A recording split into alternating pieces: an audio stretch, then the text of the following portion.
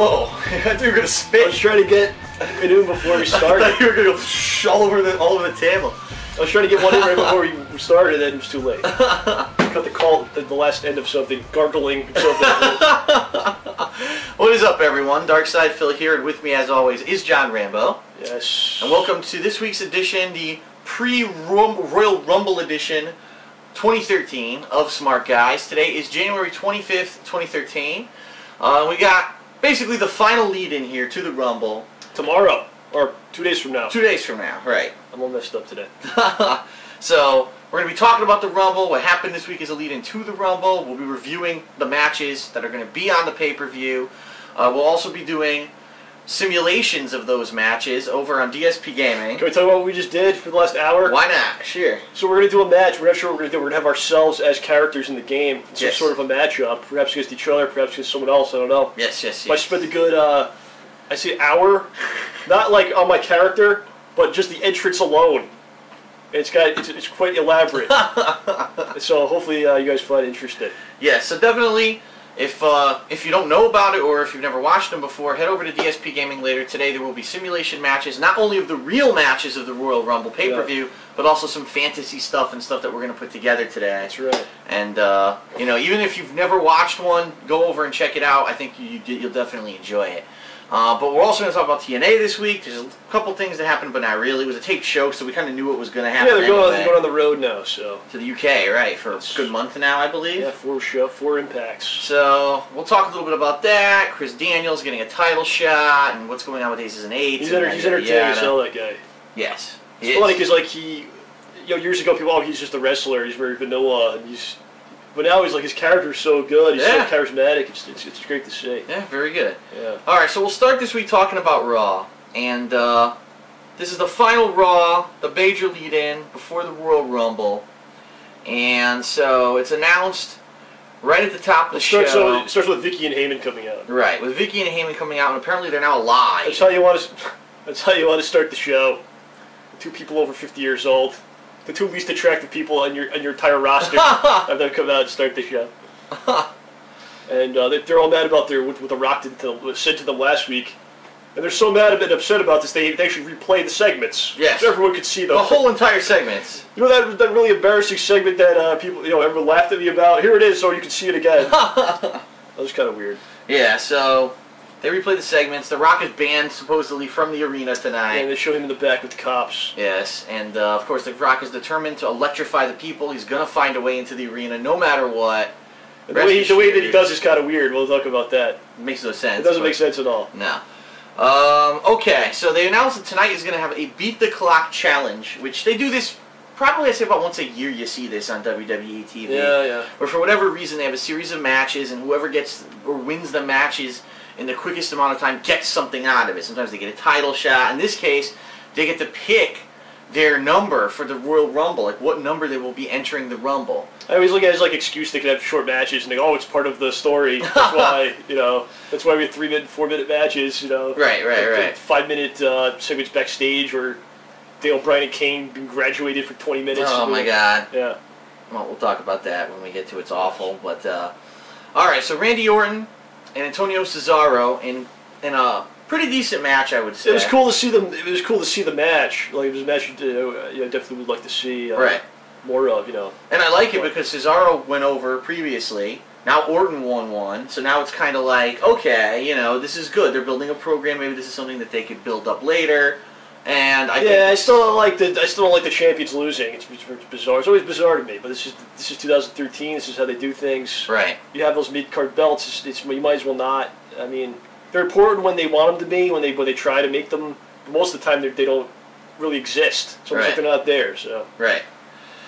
So Orton wins the match in 11 minutes 36 seconds. Obviously he has the best time of the night because it was the first match. Big Show against Zack Ryder.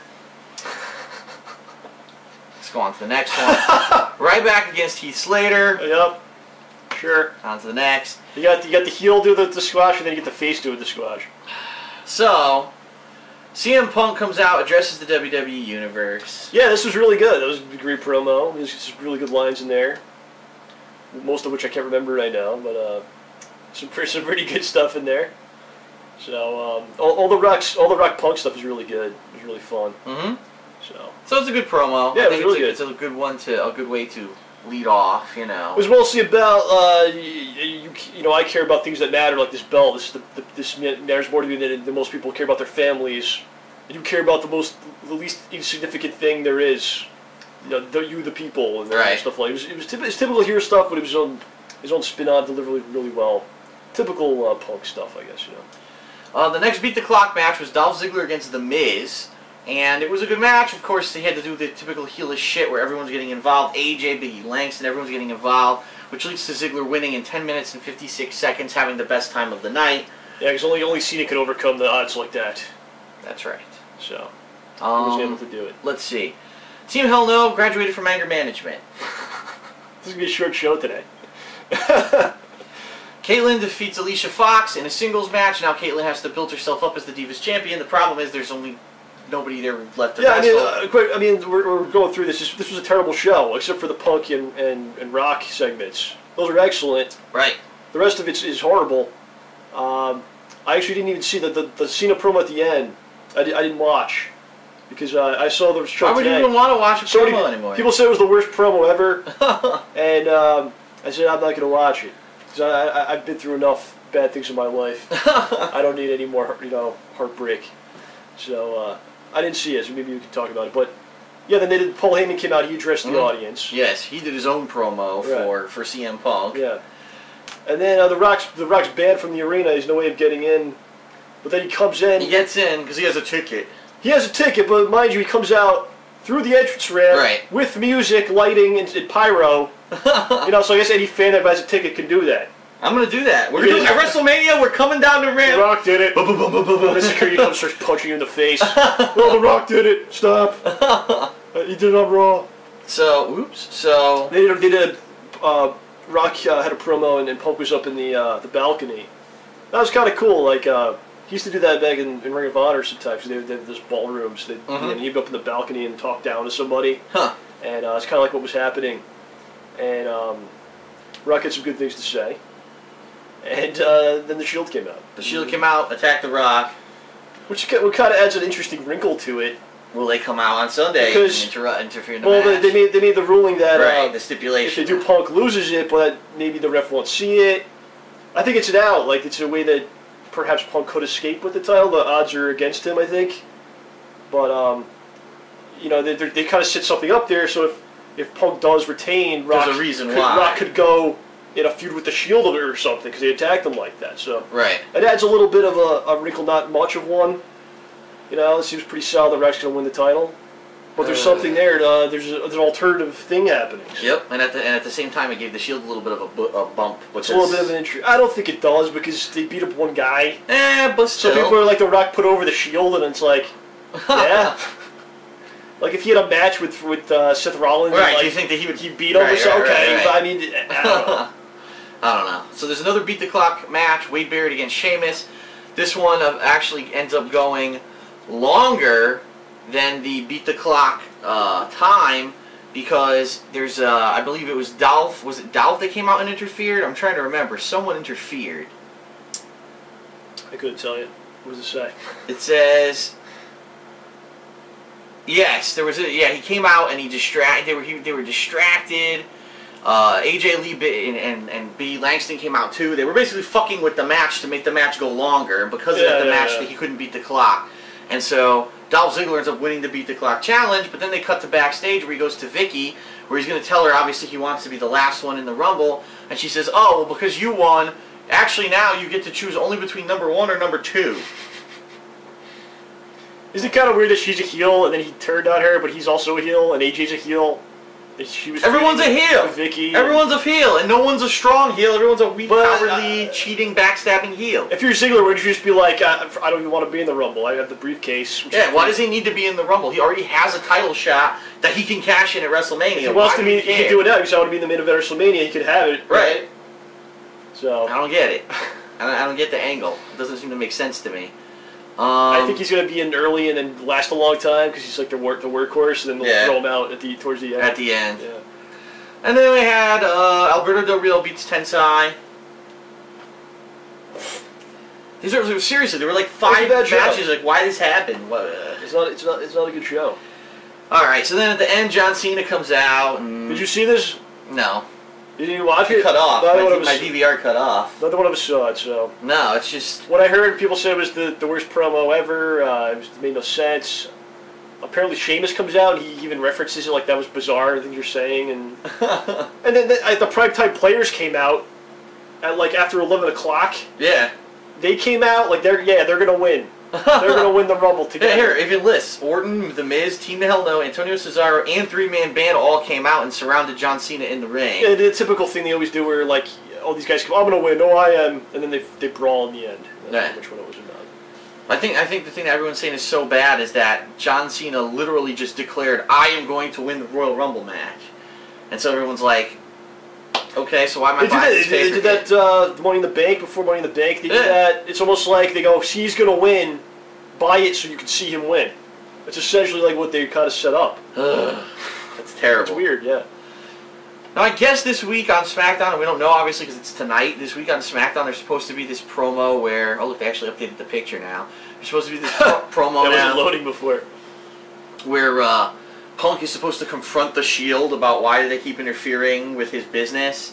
Do I expect it to be anything great or revealing? No. So it's really not anything that I think we're going to be missing out on, that we're not talking about it in this show. But the fact that they are involving the Shield with CM Punk, I do get the feeling they will somehow be involved in the match. You got to think. I mean, the stipulations there.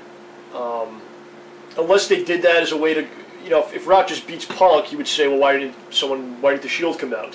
That's what typically happens. Maybe the Shield will cost CM Punk the title, and that's the excuse. Oh, Punk really didn't lose the title to Rock. Maybe. And that's what Punk will be saying for the next month. I didn't lose it to you. This is bullshit. I had nothing to do with the Shield. I didn't lose. Yeah, I want my rematch. Or it could be a reason why the Shield wouldn't come out. You know? I guess. They always do, so it's like, that's why did they just, you know... I guess I could see that too. Yeah. So, I don't know. So, somehow the Shield is going to be involved in this match. So now let's actually run through the card of the Royal Rumble, because in my opinion, we were looking at it, and it's not exactly the strongest card on the planet, but you've got a pay-per-view pre-show. The Miz versus Antonio Cesaro for the U.S. title. They built this up a little bit this week on Main Event, actually. And I'm wondering, like, I think it's a good match. Obviously, I think Cesaro's going to retain. But why is it the pre-show, is my question. Because it's not like they have an overabundance of matches filling this card already. Yeah. So why do you need that as a pre-show? Well, then you go, like, well, you could say, oh, well, you know, then it would have less time if it's on the real show, but then the pre-match is only like 6 minutes, 7 minutes anyway, so... Right. Like, you could probably be on it. I don't know, it's not... So, the actual pay-per-view... They want to have a pre-show match, so they think it'll get people to buy the show, basically. I don't know if that's true or not. I don't think it is. Because the actual pay-per-view only has 4 matches. Yeah, I don't see... Okay, you could say, oh, the Rumble match goes an hour. Sure, okay, but still, 3 matches to fill another, what, 2.5 hours of content? Yeah, you'd have to fight someone that, like, never saw wrestling before, and they somehow stumble on the pre-match. And they're like, this is amazing. Right. I have to pay for this now. Was it $50? Sure. Right. Like, I don't know. Because just think about it. Let's go through the card and say, how do you fill 8 o'clock to 10:30 with just this card? Okay? You've got Tag Team Champions, Team Hell No, defending against Team Rhodes Scholars. What's that going to be? 20 minutes? 10 minutes? 15 maybe. So let's say let's say with the promos beginning, it's 20 minutes. Well, that's exactly it. There's tons of commercials and stuff. Right. You've got the World Heavyweight Championship match, Alberto Del Rio against Big Show in a last man standing match. So okay, I could see that one going maybe even a little longer. I'm going to say 20 minutes because it's a last man standing match. Big Show's in there, so I mean, I don't know. So now you've got what, 45 minutes of content? How many suplexes and rest holds and slams can you do? You've got CM Punk against The Rock. Now The Rock's entrance will be like 7 minutes. Yeah, I'm sure he'll get a promo during the night Punk's too. intro, and then they're going to stand there and stare at each other. Because that got over when Rock fought Hogan, and the crowd went crazy. So they'll do that for like 3 minutes where they just stare at each other. Just stare. And you'll hear the 2 chants come by. CM Punk, and then maybe they'll do. Maybe I'm open to at least 20 minutes for that one. So between 3 matches, we're talking just over an hour. Okay. Yeah, but then there's 20-something minutes of commercials. And, All right, and then you got the Royal Rumble match, 30-man, which should probably be about an hour. So I guess you're stretching there, but they'll be all right with it. You're right. They're probably going to run do so a many 5-minute promos and ads and fucking bullshit that's going to fill all the time. The 5-minute celebration at the end. Plus, they might throw another match in there. Who knows? Yeah. Something random. All right, so let's get some predictions. Predictions for the World Heavyweight title. Well, I'm sorry. Predictions for the Tag Team title match. Do you think Team Hell No will retain their titles, or do you I think so. Rhodes Scholars will finally keep the titles from them? You think they're going to retain? Yeah, sure. I think they're going to retain simply because Rhodes Scholars hasn't even won a singles match in like a month, so I don't see how they can possibly win the titles. It could go either way, really, because they could have them chase them for a while. I mean, win it back at WrestleMania, maybe, but okay. I don't really care either way. All right, World Heavyweight title match: Alberto Del Rio against Big Show. I think Del Rio will win. Possibly Ziggler cashes in. There's a possibility of that. Mm-hmm. But I'm thinking Del Rio beats in that specific match. I think Del Rio walks away. I think you have to do that. It wouldn't really make sense for Big Show to win it back. Okay. He's gonna lose it for a month. And then I think that maybe Big Show will win it back. what was the point of doing Del Rio's thing? Just variety, because Big Show had it for so long. Just something to do. Because I think Big Show will win it back, but it'll be like a tough match, and then maybe Ziggler will tease that he's run out with the case, but then something else will happen like usual, and he won't do it again. That's what I'm feeling is going to happen. Like, because it's a last man standing match. Keep in mind, they're both going to be destroyed either way. The way I'm looking at it, though, like it's rumored to be Orton versus Sheamus for the title at WrestleMania. So Sheamus has to beat someone to get that back, I guess. But next week is next month is Elimination Chamber. Yeah, so he'll beat somebody. I don't think he'll beat Del Rio. So it's going to be a Ziggler or Big Show, I guess. I just don't want to see Big Show win it back like that. What was the point of Del Rio's run? All right, how about this? Del Rio retains. Mm-hmm. Big Show gets up and he's so pissed, he knockout punches Del Rio, and then Ziggler comes and cashes in. I could see that. An interesting idea would be like, because it was supposed to be like number 1 or number 2, right? Right. He wins the belt before the Rumble, and then he goes, I'm not even in it. It can't be, I'm the champion, so screw you, I'm the champion now. Walks away, and then you have some mystery person as number 1 or 2 takes the spot, and that could be some kind of interesting thing. Okay. Alright, so let's talk about the WWE title match. CM Punk, The Rock, who's going to win? Will it be a legit win, or will it be a DQ due to this new Shield stipulation? I would say 99% chance Rock wins. Fuck. It seems like this is what they set up from months ago. As soon as they got him signed for this show, yep, they immediately turned Punk heel, and kept the belt on him almost this whole time. Just to lead up to this. I think just to lose in this match. Yep. They tried to have a heel champion to do the job to the big face, and that's what they've done over the last several months. And I think he showed up to deliver him the belt. Now, I think it would be a big shock if he somehow gets out of there with it. Will The Rock actually win the match, or is it going to be a Shield interference? I think he wins. Deal? I think he does all his stuff. Wow. I think it's a good match. I think it's going to be maybe a classic. I think it's going to be a really good match, but I think in the end he's going to do all his stuff. He's going to beat him, and that'll be it. And then Yep. No. Okay. My feeling is I also feel Rock's going to win. I don't think that they've thought any other intelligent outcome because they're not capable of it. And I think that Rock's going to win, but I don't think The Rock will win legit. I think it's going to be the Shield. I think that's the whole reason the Shield is involved all of a sudden this past week. There was a sudden rewrite. They realized that we don't want Punk, who's been the champion for so long, to just lose clean. And so the Shield may come out and cost him the title. And now it immediately becomes... I wouldn't be surprised if he beats Punk clean, the Shield then comes out to attack him after the match. He destroys them. Because he's the golden child, he's the golden man that they're running with, and they want to make him look like God going into WrestleMania. So you have to get that show, and I think that's the whole marketing is built around him and the whole deal. And I think they're just going to make him look like $1 million in any way they can, at the expense of anything. But I hope I'm wrong. Okay, and then the Royal Rumble match itself. Now, we don't even know everyone who's participating in this match. Yeah, certain years they announce everybody, or right, at least half of them. Or right. This is one of the years they've barely announced anyone to be in it for sure. And this is probably one of those years where they're going to have surprise entrants, people who you didn't know were going to be in it, or you didn't expect, maybe having returns to the ring. I mean, there's rumors about Mark Henry, there's rumors about Christian, people like that. Yeah, there's a couple different rumors. Shelton Benjamin, MVP, John Morrison, maybe for one night. Those are like the big rumors. Tommy Dreamer, I guess, he's been like all over the place last month. I don't know if that would really people would really care that much. The Shield's supposed to be in the match. I don't know. We don't know. One of the things that I think is important to know is that if the Rumble match is chosen to be the last match of the night, then that means that anyone who's potentially lost their title match earlier in the night can still be in it. Yeah, it could be an angle with that, maybe. So it could be the Big Show loses the title match, but then ends up being in the Rumble and becomes dominant, because the thing is, when you really think about the Rumble match, they always have a couple spots with like a monster character who takes out a bunch of people, or a bunch of people have to team up to take him out. And traditionally, it's either Big Show or Henry. They love that. Yeah. It breaks up the Rumble. It gives you something else to focus on. 6 men trying to throw him out. Right, so I really feel feel overweight he is. I can almost see Big Show losing to Del Rio just for the fact that he can then enter the Rumble and be in it to have that spot. So if CM Punk loses the title, will he enter the Rumble and maybe try to tease that he'll win? Is there a possibility he could win it all? That'd be an interesting thing. I don't know if that's going to happen. Right, because let's hear. What's your prediction? Who's going to win? I don't think the Rumble match is going to be that good. I'm going to go on record saying that. You're going to see this happened last year, too. You see this roster, and you see one after another for the first, 45 minutes of this thing. A guy that doesn't matter after a guy that doesn't matter comes out. Because they've just been so abused by creative, and there's no top. There's 3 guys that matter in the whole company. Yep. And you're going to see this for a while. It's going to be pretty bad. So it needs some kind of an angle, like you said. Maybe somebody that you didn't think was going to be in it. You need to bring back these old timers to add some kind of spice to it. So hopefully they do some of that stuff and make it interesting. I think Cena's gonna do it in the end.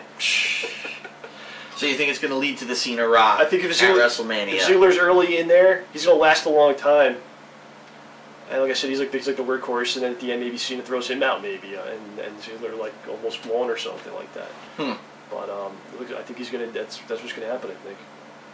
And if Cena doesn't win, he's still gonna get into the main event WrestleMania anyway. Yeah. So I don't know. Should I pick a number 2? A number 2? That's up to you. Maybe a Sheamus.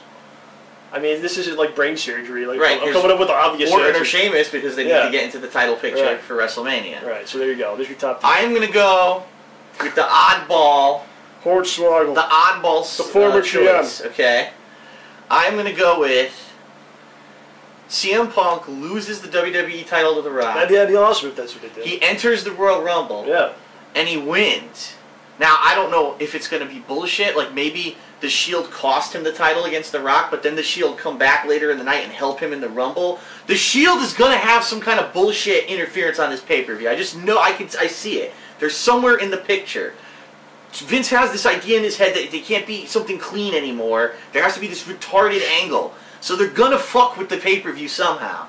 But I could see CM Punk winning the Rumble, surprise, because you didn't even know he was going to be in it, and now you have a triple threat at WrestleMania, Cena, Rock, and CM Punk, which legitimizes the match. Well, maybe he enters it, and the Shield's not in the Rumble. They come out and they just help him win, or just start attacking people.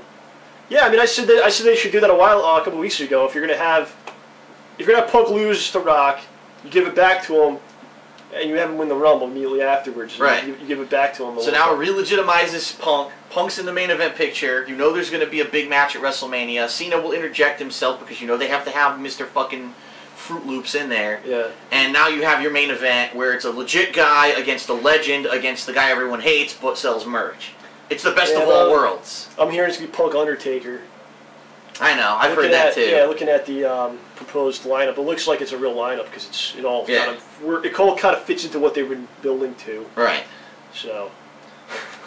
All right, so that's I think I'm disappointed. I think Rock just wins the belt, Ugh.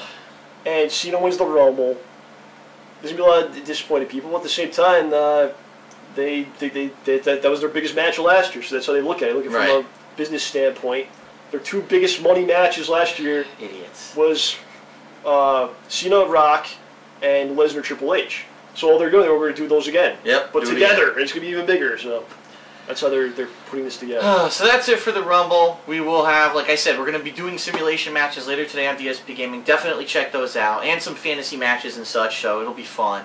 And next week we'll be back to obviously talk about the results, what happened at the Rumble, our feelings, were our predictions right. I'm pretty sure mine's not going to be right, but it's something I think would be an awesome lead into WrestleMania. You know, I think there's fans of wrestling that want to see like interesting storylines. They want to get caught up in the show, turns and things you're not expecting as a fan, creativity and what's put together in front of you. Yep. But there's a lot of more fans that just want to see simple things, and they're not very bright up there. Yep. And they just want to see certain little things happen, and that's the audience they play to, and that's just how it is, you know. So. All right, so we'll talk a little bit now about TNA. Not much happened this week because it was a taped show. People already knew it was going to happen. And just for the point of it being a taped show, Hogan's not even on the show. Now, as we've been saying the past several weeks, Hogan's has now ingrained himself so much into what's going on with the TNA plot lines. Just keep talking about him when he's not there. So they talk about him when he's not there, and nothing can advance because he's not there. Yeah. So perfect example. Bully Ray and Brooke come out. And after last week with the wedding, you're wondering what's going to happen, what's going to be the reaction. They come out and basically Bully Ray says, well, Hogan, I know you're not here. I really need you to reinstate me. Please let me know. And they leave. And I'm like, tune in next week. So what was the point? Like, because Hogan's not there now, they can't even do anything with half the plot lines in the company. Yeah, they didn't want to advance it because it was taped and everything, and they're going on a big tour. Right. You heard about what happened with Jeff Hardy? That he can't go on he's not allowed to go on the tour. He's not allowed to go on this UK tour because he's I guess his offense is in that country or whatever. No, in the US he's still in the system. Like, gotcha. He's not allowed to leave. You're probably not allowed to leave certain states or certain areas or whatever. So, but the problem is they advertised him being there for like 8 months. Right. The tickets were on sale for 8 months, and he was like the main focal point of everything. And they knew he couldn't go.